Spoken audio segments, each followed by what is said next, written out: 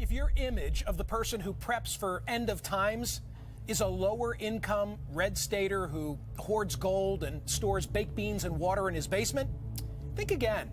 A recent report in the New Yorker magazine by Evan Osnos details how doomsday prepping for the super rich has taken hold among some of the wealthiest in America, from Silicon Valley to New York City. They trade tips via Facebook on everything from gas masks to how to avoid locations impacted by climate change.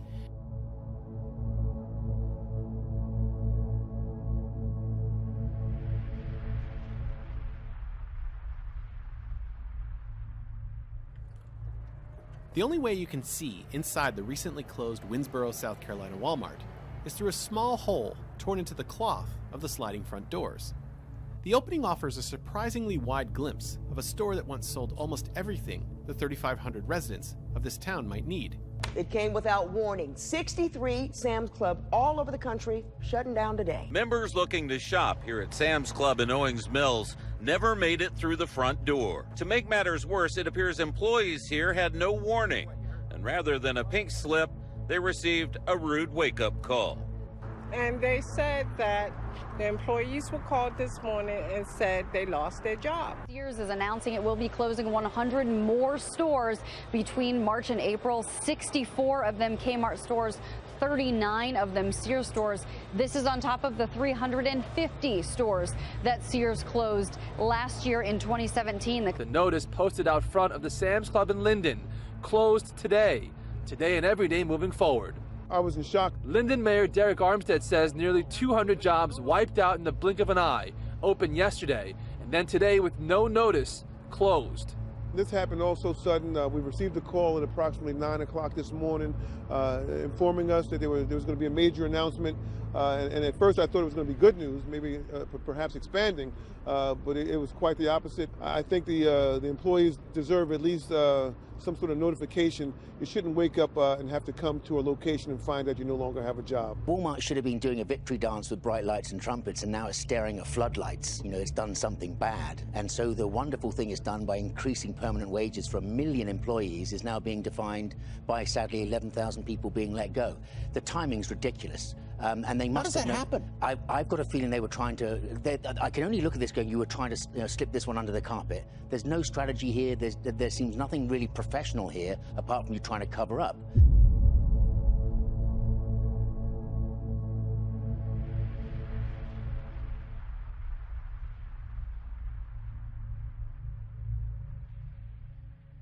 Is the Survival Condo Project, a 15-story luxury apartment complex built in a Kansas former nuclear missile silo. And for $3 million, you could have had a full-floor private apartment. What amenities in that bunker?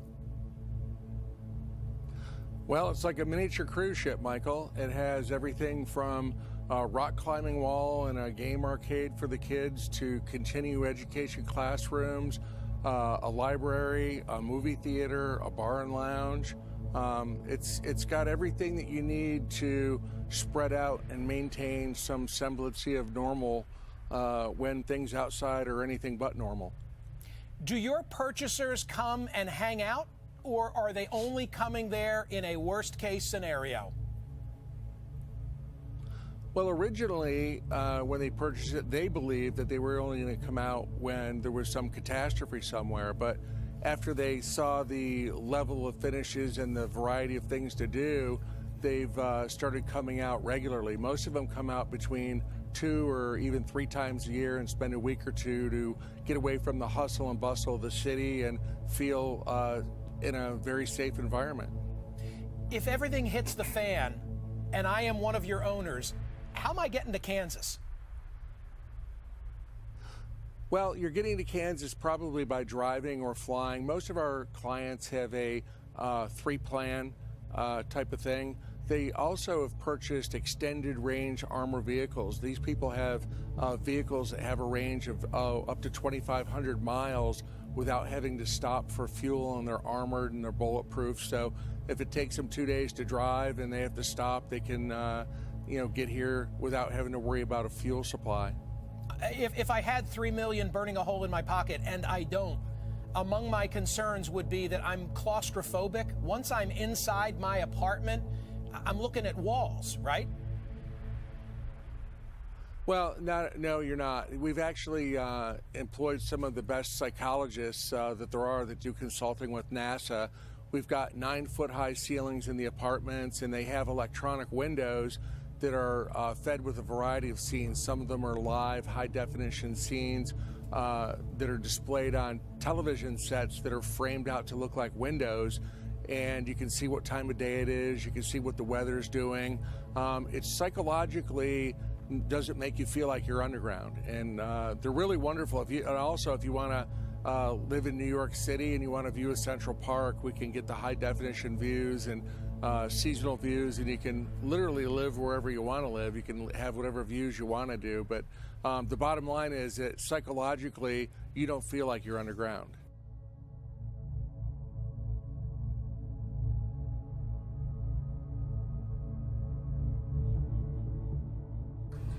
I'm going to sit down here with Jake, who's got his dog Bubba. Jake, who is homeless. Jake, you've found yourself some shelter here. Why are you outside during this entire hurricane? Well, I chose not to go inside yesterday because the Salvation Army and Russian Winds homeless shelter, where they were accepting people, were caught killing everybody that was in there. I'm sorry. Right. Okay. All right. So clearly you're homeless, and there are some challenges that you face, sir. But here's the big story. The company is now the first in the U.S. to offer its employees microchip implants the size of maybe a grain of rice. It's implanted between your thumb and your forefinger, you know, in that skin right there. And once you get the implant, you can use it to pay for the stuff you buy in the micro market. So instead of scanning your iPhone or your phone, your smartphone, your credit card, you just scan your hand. 3 Square Market says the program is not mandatory, but they do expect around 50 of their employees to get the implants, and apparently the chip can also be used to gain access to the building and to log into the company's computers, but not to keep tabs on employees. Listen. So if I'm one of your employees and I've got this chip in my hand, you won't know, hey, Josh is slacking off. I can tell because I'm reading this chip? No, there's no GPS tracking at all. Yeah, experts say it won't be long until microchips are used as passports, driver's licenses, even to pay for things like public transportation. I can't look. Needle is in. Chip is in. Bingo. Okay, one last thing we want to show you over here. Hold on, Matt. Go ahead, Steve. They can buy their goodies here in the break room by just using their hand. Real quickly, he's going to get a Kit Kat bar. And it's paid for $1.06, guys. So the question again, as we asked you last week, are you ready to be chipped? Dozens of employees at this Wisconsin vending company lined up to have a microchip implanted in their hand. You just hold your hand up and all the documentation comes up. Westby says the microchips are not GPS enabled and will not be used to track employees. But critics argued the technology raises red flags about privacy.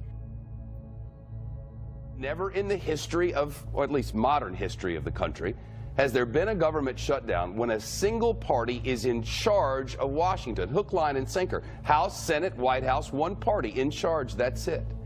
Republicans have it all.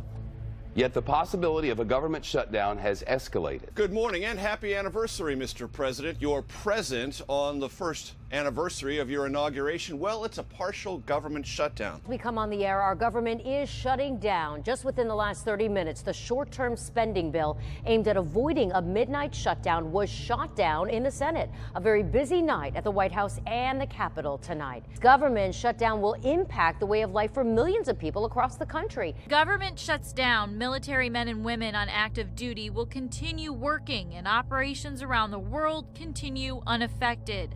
But they won't get paid until after the shutdown ends. And certainly that doesn't help you when you want to put food on the table and you're going from paycheck to paycheck. So that does cause a hardship on everybody.